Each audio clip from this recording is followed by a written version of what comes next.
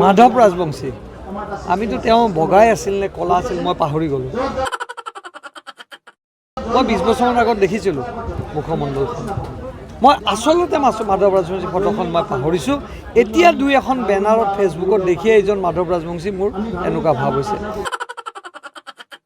তেওঁ এতিয়া একচুৱেলি নিৰ্বাচনত উঠিছে কেইটামান পইচা পাৰ্টিৰ পৰা পাব, তাৰে এটা ভাগ ভূপেন বৰাক দিব, বাকী এটা ভাগ তেওঁ ৰাখিব। মই মাধৱ ৰাজবংশী ডাঙৰীয়াক কৈছোঁ আপুনি পইচাকেইটা খৰচ নকৰি এই বয়সত আপুনি ফিক্সড ডিপজিট কৰক, আৰামত তীৰ্থ ভ্ৰমণ কৰক, আৰু যদি কিবা টিকেট চিকেটৰ পইচা লাগে আমি আপোনাক দি দিম। কংগ্ৰেছ শেষৰ ফালৰ পৰা 1 নম্বৰ থাকিব। কংগ্ৰেছ দল যিজন ব্যক্তিক আজি প্ৰাৰ্থিত্ব দিছে, আপোনালোকেতো যথেষ্ট আপোনালোকে ধৰক আজি বিজেপিৰো সভাত আহিছে, কংগ্ৰেছৰো সভাত আহিছে। আপোনালোকে অন্তৰৰ পৰা জানে যে সেই সভাত কিমান ব্যক্তি হৈছে আৰু এই সভাত কিমান কাৰ্যকৰ্তা হৈছে। সেইকাৰণে ইয়াৰ উত্তৰটো আপোনালোকৰ হাতত মোতকৈ বেছি আছে। সেইকাৰণে মই কৈ আছোঁ যে যিজন আমাৰ এতিয়া আমাৰ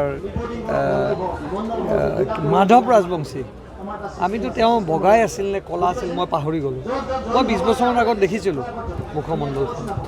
মই আচলতে মাধৱ ৰাজবংশী ফটোখন মই পাহৰিছোঁ। এতিয়া দুই এখন বেনাৰত ফেচবুকত দেখিয়ে এইজন মাধৱ ৰাজবংশী মোৰ এনেকুৱা ভাৱ হৈছে। ৰাজনীতিত থাকিলে অকল টিকেট পোৱা সময়ত ওলাই আহিব নালাগে। বানপানীৰ সময়ত মাধৱ ৰাজবংশী ক'ত আহিছিল মোক দেখুৱাই দিয়ক। কমলপুৰত ইমান ডাঙৰ বানপানী হ'ল, ৰঙিয়াত ইমান বানপানী হ'ল, এটা দিন সেই ডেটত আপোনালোকে কেতিয়াবা মাধৱ ৰাজবংশীক পাইছিল? প্ৰশ্ন এইটো যে বিপদৰ সময়ত আপুনি নাই, এতিয়া আপোনাৰ বিপদৰ সময়ত আমি কোনো নাই, প্ৰশ্ন এইটো।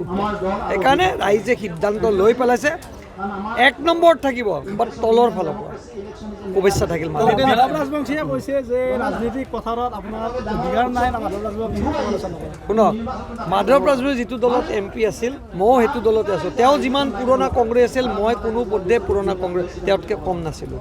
মোৰো 56 বছৰ বয়স হ'ল। তেওঁ যদি ভাবে যে সেই 71ৰ মাধৱ ৰাজবংশী, সেইটো নহয়।